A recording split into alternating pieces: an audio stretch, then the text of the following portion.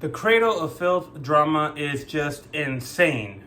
Have you been keeping up? What's up, everyone? Welcome back to the channel. DheOriginalHymn here. I thank you for taking the time to watch the video. So, the Cradle of Filth drama just keeps on giving. We just had DANI FILTH from Cradle of Filth, founder, vocalist, probably original member at this point, only original member, drop a bombshell 2 hours ago.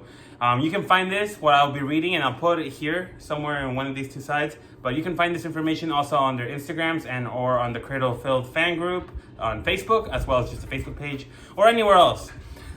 So he starts off saying, "Greetings, everyone. I think it's time to reveal my side of the story. Now that so many accusations have been leveled at the band, our management, and me personally. First things first, I have been hearing a lot of rumors about DANI, the band, past members. You know, there's been a lot of jokes, memes, and all that stuff. Typical internet doing internet things. But it's important to now be able to also hear his side of the story. Remember, we've only heard Ashok and Zoe's story if you're familiar with the drama. If not, I will be doing a part 2 or maybe in this video, depending on how long, on catching everyone up with that drama. But this is, right now what we're covering is just what DANI said and what we're going to go from there. So, continuing on. I apologize for the slight tardiness of the statement. It was important to approach this in a level-headed manner after reflection, which is good. You never want to go into anything, especially so public, with emotions, because usually they tend to steer people wrong, right? And so he says, the timing was also difficult as the band is currently touring South America with arduous travel days, long flights, and shows. Totally understandable there. I don't believe in tit for tat or slander, but I do want to clarify the following points. So here we go. He's going to break everything down. Firstly, the contract in question. Now, the contract he's referring to is the one that Zoe uploaded to her Instagram and her post. And if you find that Instagram post, you can see the contract, like screenshots of it. So it says, this is not a contract that was ever expected to be signed as is, but was the initial framework to build from. I will expand on this further, but I do not see that one of the main reasons we are having this situation is because of miscommunication regarding the nature of the contract and what was expected of the parties receiving it. Okay. Number 2, no one in the band is prohibited from working with other groups and substituting their income. We currently schedule tours for about 40% of the year, with the rest of the year being available for other commitments. Many of my bandmates have other projects, as can be seen on their own social media pages. We do not prohibit our musicians from work commitments with other bands. We only ask to plan sufficiently, weaving schedules together as far in advance as the situation allows. Which, to be fair, right, if you're approaching it from a musician standpoint, it makes sense. If you have one band being your bread and butter, and that's your main project, but then when you guys are not on tour or when you're doing other things, and you don't want to just wait around because you're not making money, you know, it's good that they make that statement that they're not forcing them to know it's only Cradle all the time. And if Cradle's not doing anything, then you just sit there and wait. No, that would be a problem, right? We could agree to that. So the fact that, at least from DANI's point of view, he's stating that that is not what's happening. Okay, that seems good so far. Let's keep going. Number 3, I'm sad to see that Zoe is picking facts to fit an agenda, but I'm willing to share the full story, including the description of events of the first 3 days of South American tour, to show a more balanced picture so that people can make their judgments based on the wider context. During those first days, heavy drinking, escalating arguments, and repeated public disputes created a very disruptive atmosphere for everyone involved. I personally witnessed heated exchanges between Zoe and Ashok that included both verbal and physical abuse, culminating in a public display in front of the hotel and fans who had gathered for last-minute photographs in Sao Paulo. This was not an isolated incident, but part of a pattern of abusive behavior stained the entire team. Okay, so first of all, fans of Cradle of Filth in Sao Paulo, if any of you witnessed that, please comment down below. Let us know what you witnessed, heard, or saw. This might be able to validate some of DANI's statements. Now, obviously, this is all subjective, and I'm sure DANI is trying to do his best to cover his behind as well as the band and all that stuff. So, could this be a lot of legalese involved, and he's just trying to make sure everything's, like, you know, properly stated? Yes. Is he possibly now throwing shade back at Zoe and Ashok through their private relationship? I think so, by mentioning what was their behavior like on tour. We don't know. We would have to take everyone's, again, grain of salt here or there. We'll have to now wait and see what Zoë or Ashok decide to do. I don't think DANI would go as far as to slander them with that statement, because then he opens himself up to a lawsuit, which, if the band itself is not making like a lot of money, I don't think it would be in the best interest to now have Cradle deal with litigation. So I want to say that is mostly truth, because it doesn't make sense to now cause, again, more litigation. Anyway, let's keep going. While I understand touring is stressful, it can be, yes, and exhausting, I cannot excuse the effect it had on the rest of us. The decision to continue the tour without them was not taken lightly, but it was necessary for the health of the band and crew. That is a very good point, because if Zoë, who was the first one to announce that she left, was leaving because there was internal conflicts that she was not happy with, right? And now Ashok feels like he has to take his wife's side because, happy wife, happy life. So if not, she might like make his life hell in general. So he had to take that side, but now maybe Ashok feels negative towards the band. And so he had to do that. And so then he released his statement to, in support of his wife, and thus he got removed from the band. Again, this is all going to be either all over the internet already. If not, I will make a follow-up video. If you guys are interested, let me know down below. So anyway, let's keep going. Also, no one knew anything about her pregnancy, and if she was pregnant, why was she drinking at all? She even contacted management on several occasions asking for help in stopping drinking, with lengthy text messages proving this. Okay, that is a very intense statement right there. That is saying that she was either lacking control or was being irresponsible. Obviously, he's airing out the fact that she was pregnant. I think none of us even knew that until all of this started happening out. So I really, really hope DANI does have those screenshots and everything is gonna be, went through the legal department and all that, because all of this could be opening up for slander, defamation, all of that stuff, right? So let's just hope, for the sake of Cradle, that is not the issue. Number 4. It is important to me that the artists around me feel like their inputs are seen and valued. I do think that for the most part, this is the case, as some of the remaining members have been with me for over 10 years. We are, however, always looking to improve. So I will take what is happening now as an opportunity to have a better dialogue in the band, crafting a more elaborate contract that makes everyone feel comfortable and protected in the future. Okay, not much to say there. Let's keep going. Addressing the management. Des and Anastasia, sorry if I pronounced your name incorrectly, of the Oracle Management have been nothing short of wonderful, caring and understanding, relinquishing commissions to make tours work, and working closely with the band to deliver us some amazing opportunities, thinking above and outside the proverbial box. Here's my issue with the management, right? I don't know anyone in the Cradle team or crew personally, so all of this is speculation or things I've read or heard from other sources. But it makes sense to me that DANI would obviously not speak ill will of management, because they know a lot about DANI and the band's history, that if he pissed them off, they might, turn on him and leak stuff that could ruin the band or him as a, entity. So I think DANI is kind of forced to speak very either neutral, if not very positive, of management.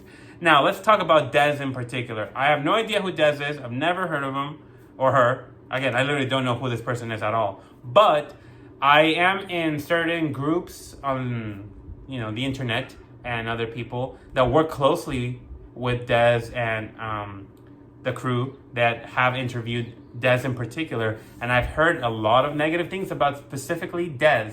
I've heard things that they're an asshole, that they're hard to talk to, ego complex, all of that stuff. Again, speculation, right? I do not know Des. I don't know. This is all what I've heard. Could it be right? Could it be wrong? We don't know. That is just something to keep in mind while DANI reads all this. Moving forward.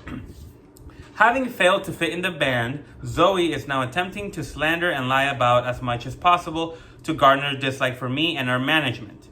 Isn't it easy to accuse without proof in this day and age where everybody is as a well-versed online critic? I can only begin to imagine what else I will be accused of as she seeks to destroy this band and business. Now, that statement to me sounds kind of gaslighty, kind of like, oh, well, if she says anything else, it's because she's upset. But could it be true though? So hypothetically, speculation warning, not at all factual. If Zoe were to say that Dani is some sort of evil person who has done evil things or illegal things, that kind of is like, well, that statement reads as like, well, she's just saying that because she's mad, type of thing, So I don't know how I feel about that specific statement. It's very much like he's covering himself in the future. I really do not know what it's like. Here's how we'll know the truth. If Dani genuinely feels this way, I don't know how the laws are in UK or wherever Cradle is founded, managed, but you could have a defamation lawsuit, right? They could go to court. Dani could take Zoe to court, or Zoe could take Dani to court, or something like that. If they really want to, right? If they really want to like put your money where your mouth is, type of thing. That's what I feel like is gonna be the deciding factor of who's telling the truth. If Zoe is lying or making things up, and Dani threatens to take her to court, Zoe will probably be like, oh, you know what? I'm just gonna settle, or no, you know what? Like I don't want to. Then thus she admits, without saying, that she was the one making things up. However, if Zoe, upon this statement, was like, oh, hell no, hold my weave real quick, and she takes Dani or Cradle to court or sues them, that would mean that maybe she thinks that she's right and Dani's slandering. And so this could actually become a whole lawsuit. You heard it here first. Speculation, I think there's a lawsuit, a defamation or slander type of lawsuit happening. Let's keep going though. Des is very honest, transparent, and truthful, and doesn't get paid until I allow the accountant to pay him. So Des is on Dani's payroll. So that means management are on Dani's payroll. So Dani's the boss. Keep that in mind. This means everything goes through my accountant, and then said accountant sifts through all the financial numbers to see what can and cannot be afforded. Des never handles any of the monies coming in. Des called out for Zoe's firing, to which Ashok spoke out for her, of course, and went after the royal family of heavy metal, which would be Ozzy Osbourne and his wife and all that. And we won't have anybody speaking about Ozzy's wife like this. I mean, the guy just died. So like he can't even defend her, right? Now to elaborate further as promised. Okay, so now we're moving on to the next point. Firstly, the contract in question. So now we're going to move focusing on just the contract. Let's go. Yes, it was a shitty contract, but one that was put forward to help further dialogue with two members that had been causing a lot of drama behind the scenes. Interesting. Started from a harmless and well-reasoned email from Zoe asking for a pay raise for the band, which was approved within days without any pushback. Zoe's communication continued to get ruder and to escalate to a more threatening depth for seemingly no reason, especially considering her original request was approved from the get-go. We're going to have to see Zoe's reply to this. The tensions were growing, and at the point of sending that contract, we had already received resignations from both Ashok and Zoe. So we decided not to spend any budget on a tailored contract, which in retrospect was a mistake as it further escalated the situation. Unfortunately, we sent out an old but never before used contract that was too brash, not as elaborate as it deserves to be, and one that doesn't capture the full picture of the actuality of being in this band. It wasn't done with malicious intent, but was intended as a start to negotiations with none of us realizing that it had been sitting in a folder, but not used for a reason. I rashly forwarded asking the band to sign. At the time of sending it, we all, management, myself, and our attorney, had barely any time to look at the contract that was going out, giving it a surface glance, and just got it out to the band. I hadn't had a full conversation with the lawyer or Des about what the contract's initial intention was, negotiate or just sign and go. This was an oversight on my part, and it has been clarified later. Okay, so we see some accountability. Dani has admitted that he didn't act accordingly, so that's good, right? He's not like, I'm wrong, or I'm right and you guys are wrong. We're not seeing that so far. Of course, Zoe would show you the worst, and it saddens me that the context of what I thought was our dialogue was warped to fit an agenda and made public. I am talking internally with the rest of the band now to draw up a contract that will best serve all of them and the business. And yes, unfortunately, a band is a business, and when we witness a person staring trouble, drinking heavily, not writing, threatening to sue the band over use of their image, then something obviously needed to be done. Zoe and Ashok had already tendered their resignations despite me agreeing to a pay raise amid additional financial protection. So I was in absolutely no hurry to waste money with our lawyer drafting up a contract that was already destined to be pulled apart anyway. To say that they only earn X amount a year will certainly raise a few eyebrows. However, aside from their wages, they are also privy to publishing they just received in advance, who the management gave up commission on, and I actually put money towards out of my share, publishing royalties, PRS, or the equivalent in every country, bonuses for touring if we do well, endorsements, and not to mention food every day in bunks, double room hotels when available on the road. On Zoe's departure 3 days into the 26-date tour, and having already promised me and management that they would see out the tour in a professional manner, Zoe and Ashok proceeded to drink and argue between themselves for the first 3 days. Having already argued all afternoon in front of everyone backstage, Ashok wanted to stay back and have a few drinks after the show, arguing with Zoe to the contrary. Later, he was with fans and members of our crew when Zoe stormed downstairs at the hotel to drag him back to the room, telling people to fuck off along the way and causing a scene. There are many witnesses to this, including that of her throwing things at him. In Zoe's defense, I do account her outburst on the fact that we had barely 11 hours sleep in 4 days, but again, I don't think this is worth the excuse. No one else behaved in this manner. We were too tired for a start. The next morning, which was a very early lobby call, Ashok was clearly still drunk, and again, the two of them argued heavily at the airport, resulting in Zoe deciding to leave the tour and book a flight back to Arizona, citing Ashok's alcoholism and partying by text. Ashok remained as a courtesy to the band and as testified by several people, stipulated that his marriage was not working out. That, however, is none of my business. Fair, that is fair. What is my business, however, is keeping the tour moving, and with this run costing nearly $200,000, I'm assuming, in just expenses and wages alone, the thought of flying out new people and booking them visas, hotels, and flights was obviously a little overwhelming. I quite selfishly thought that without the constant drama that we witness on a daily basis, Ashok would concede to enjoy the rest of the tour with us. However, that was not to be the case, as 1 minute he was crying on people's shoulders, the next morning pushing out a statement after his departure from the band amid other revelations. Having spoken to his wife on the phone, naturally due to these fresh insights, he was fired on the spot. Which brings me to fat shaming. Never has this been undertaken. Des never said anything about persons being fat or being too heavy. All he said to Annabelle, our previous keyboardist, is please watch your health, you have touring and videos coming up, to which she sent a picture of herself eating a selection of buns, which I found funny at the time. Of course, any manager would express these sentiments, which is true. If you're supposed to be protecting your image, because that's kind of like what you're selling as a social media person, as a fitness person, as a band, you want to look a certain way, because if not, the fans will judge you. Like, they will. You know, you'll have white knights and keyboard warriors saying, oh my god, that's not true, I would never judge. But like, we've all done it. Like when some actor, actress, musician gets too heavy, too old, whatever, too skinny, too anorexic, too Ozempic, everyone has an opinion. It's just human nature. We're critical people because we see with our eyes. But anyway, let's keep going. Of course, any manager will express these sentiments. Des never spoke to Sarah Jezebel Deva about anything within the band. She was not in the band. However, he did speak to her when she went online speaking ill of me, and that's exactly what a good manager does. I expect my manager to have the artist back at all times. Incidentally, Sarah actually emailed me to say how nice it was to meet me at the show in Torquay a few weeks ago, and to ask if I'd still be interested in covering an 80s pop song we both loved. Touring itself is a very expensive business now, but that's something you can read about anywhere online, which is very true. And I recommend going over to the channel Tank the Tech. He is a tour manager for the band called Electric Callboy, and he does a great job of providing more information on how the music industry works from that perspective. Highly check him out. Let's keep going. I, as many of my colleagues in the music industry, have been pretty much an alcoholic by definition at one or two stages in my career, and this is why I can observe her erratic patterns of behavior, and it is also why I have been teetotal from the booze for nigh on 3 years now.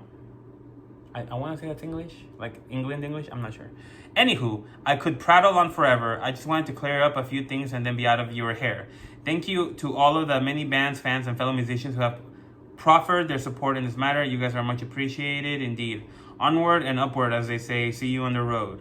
So that's the end of the statement. And now we're moving into the screenshots Dani is providing, which what looks to be a WhatsApp conversation in the Cradle of Filth band management. So it says, I'm not sure who Marek, maybe? I don't know who Mar is. It says, Des Fafara, you are sick, evil person trained by sickest person in music industry, Sharon Osbourne. Okay, so that's the slandering against the the metal royal family. The criminal who should be whipped to death. Your karma will catch you. Do not ever talk to my wife this way again. Oh, okay, so that was Ashok talking. Okay, interesting. And then we get a reply man saying, really, Ashok, when your wife needed me and needed to talk about sobriety and needed to join Cradle of Filth, I was a good guy then. I'm spitting facts. Stop putting Dani in a corner on tour over and over as he's trying to find money to pay you. Okay, so there's a conversation between Ashok and Des from what I'm seeing. And I think that's it. That's all we see in the conversation. So that is Dani Filth's current reply, dropped at this point maybe 3 hours ago, if not around noon, to the Zoe and Ashok situation.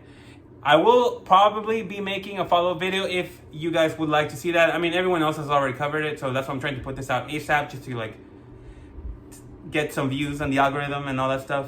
But let me know down below, what do you think? Do you think Dani is full of it? Or do you think there's something in the middle happening? It's like he said, she said, and then the truth. Do you think Zoe and Ashok are telling the truth? Or are they full of it? You let me know down below. I will keep monitoring this situation and getting back to you guys as quick as I can. Thank you so much, and I'll see you in the next video. Stay unholy, my friends.